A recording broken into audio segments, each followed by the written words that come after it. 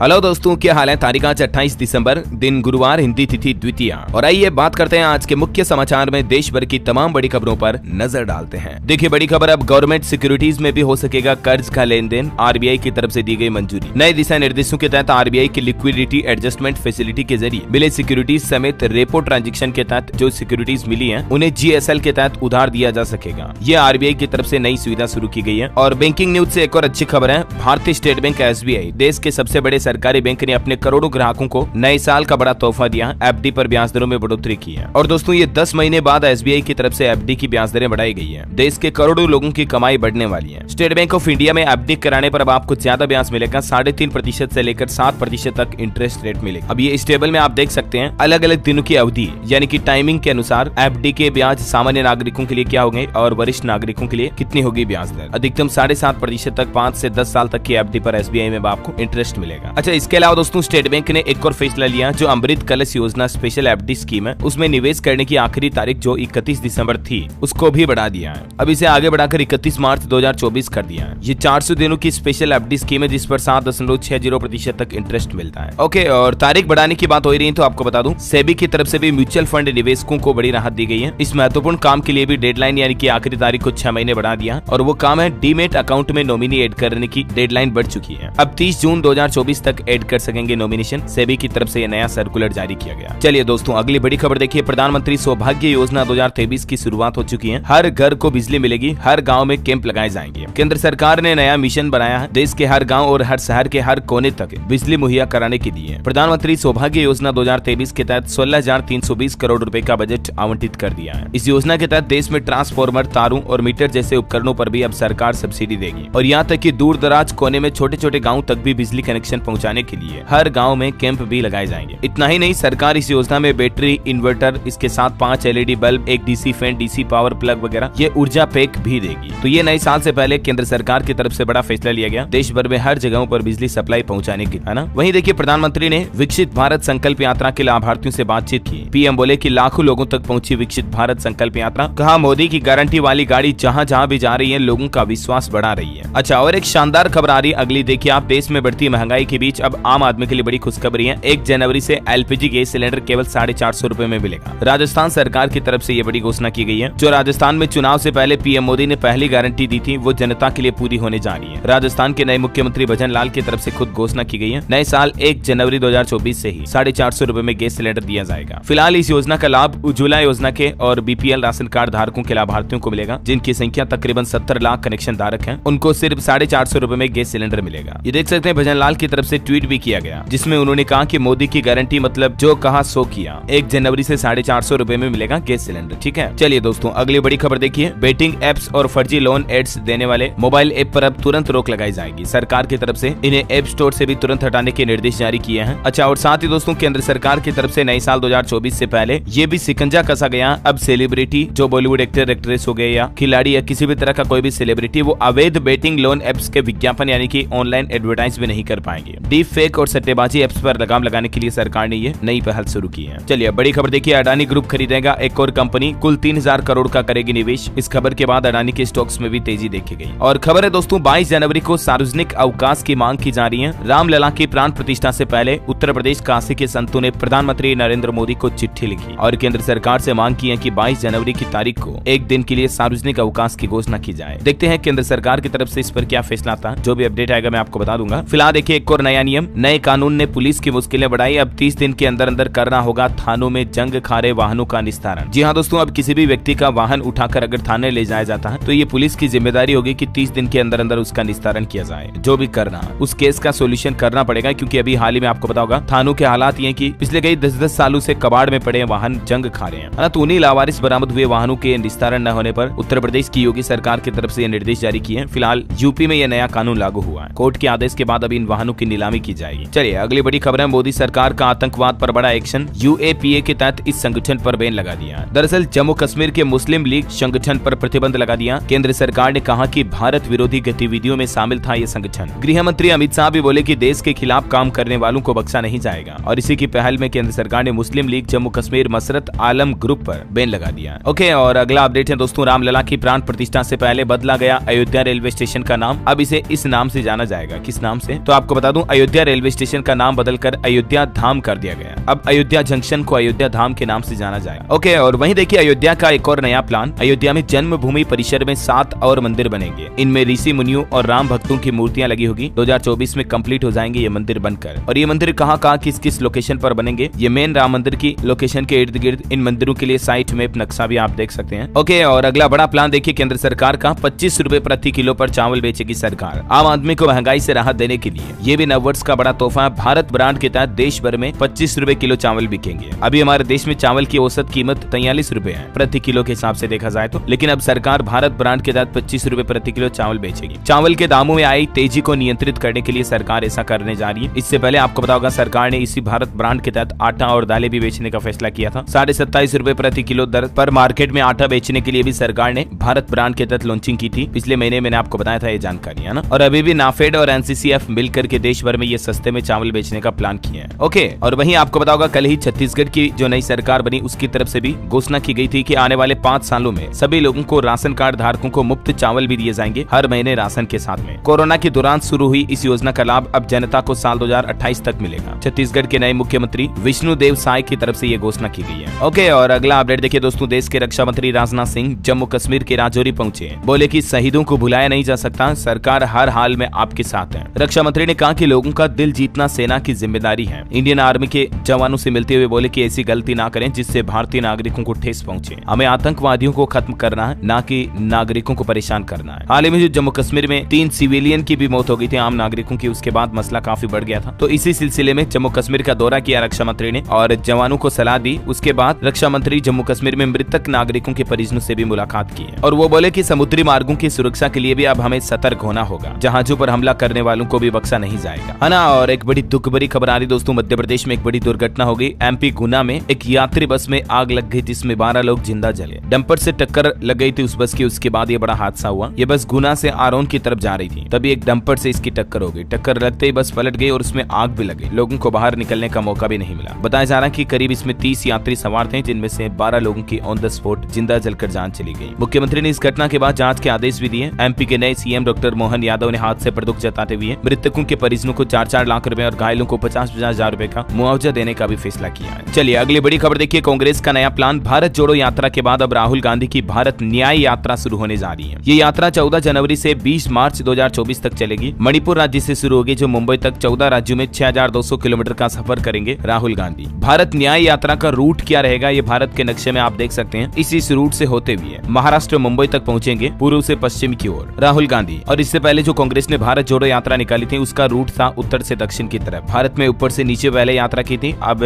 दाएं से बाएं। चलिए अगली बड़ी खबर है, कर्नाटक के बंगलुरु में भाषा विवाद को लेकर प्रदर्शन देखा गया। हिंदी अंग्रेजी भाषा के साइन बोर्ड्स पर कालिक पोती गई। हाल ही में प्रशासन की तरफ से भी निर्देश जारी किया था कि दुकानदार अपने बोर्ड पर 60% कन्नड़ भाषा में लिखे। उसके बाद प्रदर्शनकारियों ने काफी कई जगहों पर प्रदर्शन किया, तोड़फोड़ भी की, देख सकते हैं आप। भाषा को लेकर देश में कई जगहों पर विवाद होना वाकई में बड़ी शर्मनाक बात है हमारे देश में, क्योंकि भारत तो एक ऐसा देश है जहाँ भांति भांति के लोग अलग अलग जाति धर्म मजहब के भी हिल मिलकर मिलजुल कर रहते हैं। और हिंदुस्तान की ही भाषाओं पर इस तरह से अगर बवाल होगा तो ये देश के अंदर ही अंदर फूट डालने वाली बात है। चलिए टेक्नोलॉजी से खबर आ रही दोस्तों, माइक्रोसॉफ्ट कंपनी ने एंड्रॉइड यूजर्स के लिए AI ऐप लॉन्च किया और इस ऐप के जरिए यूजर्स ChatGPT 4 मॉडल के प्रीमियम का भी फ्री एक्सेस ले पाएंगे। चैटबॉट अभी तक बिंग सर्च इंजन का पार्ट था लेकिन इसको अब सेपरेट कर दिया है। ओके, और खबर है Simple.1 इलेक्ट्रिक स्कूटर 40,000 रुपए महंगा हुआ। फुल चार्ज पर 150 किलोमीटर की रेंज का दावा करती है कंपनी ओला S1 एयर से इसका मुकाबला है। और बड़ी खबर देखिए, जनवरी से हरियाणा के लोगों के खातों में आएंगे 3-3 हजार रुपए। समाज कल्याण विभाग की तरफ से गुड न्यूज का ऐलान कर दिया गया। दरअसल हरियाणा राज्य में 2750 रुपए जो पेंशन मिलती है सभी पेंशन धारकों की हर महीने पेंशन को बढ़ाकर 3000 रुपए कर दिया जाएगा। हर तरह की पेंशन की धनराशि बढ़ जाएगी, बुढ़ापा यानी वृद्धावस्था पेंशन, विधवा पेंशन वगैरह वगैरह, है ना। और वहीं देखिए दोस्तों, बिहार राज्य को भी मोदी सरकार ने बड़ी सौगात दी है। दीघा से सोनपुर के बीच गंगा नदी पर बनेगा 6 लेन का ब्रिज। 3000 करोड़ रुपए की लागत आएगी इसके लिए और केंद्र सरकार की तरफ से इसके बजट को भी मंजूरी दे दी गई है। इससे फायदा होगा कि इसके नीचे से बड़े जहाज भी गुजर सकेंगे। त्रिपुरा में 2500 करोड़ के रोड प्रोजेक्ट्स को भी केंद्र सरकार ने मंजूरी दी। केंद्रीय मंत्री अनुराग ठाकुर ने कैबिनेट बैठक में इन बातों की जानकारी भी दी। चलिए अगली खबर देखिए, प्रधानमंत्री नरेंद्र मोदी के अयोध्या आने से पहले सारी खुफिया सुरक्षा एजेंसियां सतर्क हो गई। भारत नेपाल सीमा पर निगरानी भी बढ़ाएगी। और खबर आ रही कि कुश्ती संघ WFI के लिए IOA ने एडहॉक कमेटी बनाई। पहलवान खिलाड़ी साक्षी बजरंग विनेश के विरोध के बीच ये सरकार ने बड़ा फैसला लिया। भूपेंद्र बाजवा की अगुवाई वाली कमेटी देखेगी अब संघ का कामकाज। और चलिए आज के कोरोना बुलेटिन भी देख लेते हैं। कोरोना वायरस के आंकड़ों पर भी बड़ी चौंकाने वाली खबर आ रही है। लेकिन इससे पहले आज के मौसम समाचार पर नजर डाल लेते हैं और एक छोटी सी रिक्वेस्ट आपसे ये भी है कि अगर आपने डीएलएस न्यूज चैनल को अभी तक भी सब्सक्राइब नहीं कर रखा ना, तो सब्सक्राइब करके बेल आइकन दबा दो, क्योंकि एक गुड न्यूज सुनाऊं आपको, जल्द ही हमारे 20 मिलियन कंप्लीट होने वाले। देख लीजिए आंकड़ा भी, आज मैंने आपको लाइव आंकड़ा भी बता दिया। मैं तो बहुत ज्यादा एक्साइटेड हूँ और मुझे पता आपको भी बड़ी खुशी होने वाली है जब हमारी डीएलएस न्यूज फैमिली में सब्सक्राइबर्स की संख्या बस 2-3 दिन के अंदर अंदर 2 करोड़ के पार हो जाएगी। भारत की जनसंख्या 140 करोड़, जिनमें से 2 करोड़ लोग तो हमसे जुड़ चुके होंगे। जरा सोचिए हमारी डीएलएस न्यूज फैमिली कितनी बड़ी बन गई है। इसके लिए आप सभी को ढेर सारी बधाइयां एडवांस में। ठीक है, तो फटाफट से इस पहल में, मुहिम में जुड़िए। डीएलएस न्यूज के वीडियोस को ज्यादा से ज्यादा लोगों के साथ शेयर कीजिए और बोलिए उन्हें कि डीएलएस भाई से जुड़ो यार, सब्सक्राइब करो फटाफट से। Facebook, WhatsApp, Instagram, Twitter, reels सब पे शेयर कर दो, कोई जगह बचनी नहीं चाहिए। और आपका मन करे, दिल करे तो इस वीडियो पर एक लाइक भी कर दीजिएगा। चलिए दोस्तों, अपनी तो बातें होती रहेगी, टाइम वेस्ट नहीं करते हैं और सीधे आगे बढ़ते हैं आज की महत्वपूर्ण काम की खबरों की तरफ। अगली न्यूज देखिए जरा। कोरोना बुलेटिन पर खबर है कि 7 राज्यों में मिला JN1 वेरिएंट और अब आने वाले 1 महीने में भारत में कोरोना के आंकड़ों में भारी बढ़ोतरी की आशंका है। नए साल का जश्न भारी पड़ सकता है। और इस नए वेरिएंट के कुल आंकड़ों की बात करें तो देश भर में कोरोना JN1 वेरिएंट के 110 मामले सामने आ चुके हैं। अकेले गुजरात में 36 मामले हैं और टोटल कोरोना के 617 पॉजिटिव केस आए। पिछले 24 घंटों में 3 लोगों की मौत हुई। भारत में JN1 के कुल कितने केस अलग अलग राज्यों में आ चुके हैं, जिनकी डिटेल भी आप देख सकते हैं। देखिए, राजधानी दिल्ली में भी कोरोना के नए सब वेरिएंट JN1 का पहला मामला सामने आया। जीनोम सीक्वेंसिंग में हुई पुष्टि। महाराष्ट्र में पिछले 24 घंटों में 87 नए मामले आए। कोरोना की रफ्तार थामने के लिए महाराष्ट्र सरकार ने टास्क फोर्स का गठन भी किया। राजस्थान में भी मिला कोरोना का JN1 वेरिएंट। अजमेर, भरतपुर, दौसा और झुंझुनू के मरीजों में हुई पुष्टि। गलत पता नंबर देने वाली महिला मरीज लापता है। छत्तीसगढ़ में कोरोना के 5 नए मरीज मिले। दुर्ग में 4 और रायपुर में 1 कोविड मरीज की पहचान हुई। प्रदेश भर में अभी 14 एक्टिव केस हैं। और बढ़ते कोरोना संक्रमण को देखते हुए राज्य सरकार ने एक नया आदेश भी जारी कर दिया। देखिए आप, कर्नाटक में पहले मास अब 7 दिन का होम आइसोलेशन अनिवार्य होगा। कर्नाटक सरकार की तरफ से ये फैसला लिया गया बढ़ते कोरोना मामलों के बीच, है ना। और चलिए मौसम समाचार पर नजर डालते हैं। देखिए, न्यू ईयर पर उत्तराखंड समेत कई राज्यों में बारिश और बर्फबारी की भी संभावना है। राजधानी दिल्ली में कोहरे का रेड अलर्ट। 110 फ्लाइट्स लेट हुई। उत्तर प्रदेश, राजस्थान में कम विजिबिलिटी से 9 सड़क हादसे हुए। 55 गाड़ियां टकराई। 8 लोगों की मौत हुई पिछले 24 घंटों में। मैं आपको कई बार बताता हूँ कि कोहरे की वजह से गाड़ियों के एक्सीडेंट होते रहते हैं अक्सर। जब विजिबिलिटी कम हो, गाड़ी ध्यान से चलाएं। देखिए, कोहरा जानलेवा बन रहा। सड़क हादसों में भाजपा नेता और होमगार्ड समेत उत्तर प्रदेश में भी 5 लोगों की मौत हुई। 25 से ज्यादा घायल हो गए। हिमाचल में टूरिस्टों को मिलेगा बर्फबारी का तोहफा। न्यू ईयर पर 3 दिन स्नोफॉल होगा, जिससे तापमान और गिरेगा। पंजाब के 75 शहरों में कोहरे का रेड अलर्ट। 5 से 10 मीटर तक विजिबिलिटी रेंगती दिखी गाड़ियां, मतलब स्पीड काफी धीरे चल रही है। और राजस्थान में देखिए 3 दिन बाद बारिश की संभावना। घने कोहरे के कारण हादसों में 3 लोगों की मौत हुई। 6 से ज्यादा घायल हुए राजस्थान में भी। हरियाणा में रात को घने कोहरे का रेड अलर्ट। कई जिलों में 8 बजे से विजिबिलिटी 50 मीटर रिकॉर्ड की गई। उत्तर प्रदेश में अगले 2 दिन कोहरा छाया रहेगा। यूपी में भी काफी एक्सीडेंटल केस सामने आ रहे, सावधान रहें प्लीज। झारखंड में भी नए साल का मौसम का मिजाज कैसा रहेगा? जनवरी से बारिश की संभावना, दिखेगा पश्चिमी विक्षोभ का असर। और स्काईमेट वेदर की रिपोर्ट के मुताबिक अगले 24 घंटों के दौरान देश में मौसम की संभावित गतिविधियां क्या रह सकती हैं, जिसकी डिटेल भी आप देख सकते हैं स्क्रीन पर। ओके, और अगला अपडेट देखिए। सराफा बाजार पर नजर डालें। आज के सोना चांदी के भाव। महंगा हुआ गोल्ड तो चांदी के रेट में थोड़ी नरमी आई है। सोना 100 रुपए बढ़कर 63,850 रुपए प्रति 10 ग्राम चल रहा राजधानी दिल्ली के सराफा बाजार में। और चांदी की बात करें तो 109 रुपए का उछाल आया और अभी 75,135 रुपए प्रति किलोग्राम चांदी का रेट चल रहा है वायदा कारोबार में। ओके दोस्तों, चलिए आगे बढ़ते खबरों में। देखिए, ERCP पर राजस्थान मध्य प्रदेश में बनी सहमति। नदी जोड़ो प्रोजेक्ट से लिंक करने की तैयारी। नए मॉडल में 90% पैसा केंद्र सरकार देगा। जल्दी MOU साइन होगा और इससे राजस्थान MP की 13 जिलों को पानी मिल पाएगा। और एक रिपोर्ट सामने आ रही। देखिए, रोजगार में बड़ी महिलाओं की हिस्सेदारी। पुरुषों के मुकाबले तेजी से बढ़ा इनका वर्कफोर्स। 40 से 60 साल की आबादी काम करने में महिलाओं में सबसे आगे है। सर्दियों में रूम हीटर का इस्तेमाल करें तो सावधान हो जाएं। बुजुर्ग और बच्चों को इनसे दूर रखें तो बेहतर है। छाती में दर्द से लेकर मौत तक का खतरा बढ़ सकता है रूम हीटर की वजह से। वैज्ञानिकों की तरफ से चेतावनी जारी की गई। रूम हीटर का इस्तेमाल करते समय ये सावधानियां जरूर बरतें। ओके, और अगला अपडेट देखिए। मुख्यमंत्री योगी आदित्यनाथ और कवि कुमार विश्वास एक ही मंच पर नजर आए। कवि ने राम मंदिर को लेकर भी बड़ी प्रतिक्रिया दी। कुमार विश्वास ने रामनगरी अयोध्या का दौरा भी किया। और मार्केट से कुछ बड़े अपडेट देखिए। अल्ट्राटेक सीमेंट कंपनी ने पहली बार 3 लाख करोड़ का मार्केट कैप पार किया। भारत की 20वीं सबसे बड़ी कंपनी बन चुकी है ये। इसके शेयर ने भी 10,470 का ऑल टाइम हाई रिकॉर्ड बनाया। बड़ी खबर है, RBI ऑफिस को बम से उड़ाने की धमकी देने वाला शख्स गिरफ्तार किया गया। वडोदरा से मुंबई क्राइम ब्रांच ने किया अरेस्ट, पूछताछ जारी। और खबर देखिए, सुलजोन एनर्जी को 2 बड़े प्रोजेक्ट्स मिले। महिंद्रा सस्टेन और नार्डिक एनर्जी ने दिए 100 मेगावाट से ज्यादा के ऑर्डर। खबर है, स्मार्ट वॉच से बैन हटाने की अपील लेकर हाईकोर्ट पहुंची एप्पल कंपनी। अभी अमेरिका में लेटेस्ट एप्पल वॉच की बिक्री बंद पड़ी है। और बड़ी खबर देखिए, हमारे देश के विदेश मंत्री S जयशंकर बोले, भारत और रूस रिश्ते दुनिया में सबसे स्थिर हैं। उन्होंने कहा कि चीन अमेरिका के साथ हमारे संबंध बदले, सोवियत संघ टूटा, लेकिन रूस से रिश्ते पहले के जैसे ही है। विदेश मंत्री S जयशंकर ने बुधवार को रूस के विदेश मंत्री सर्गेई लावरोव से मुलाकात की और दोनों देशों के बीच द्विपक्षीय बैठक भी हुई। और रूस के राष्ट्रपति व्लादिमीर पुतिन को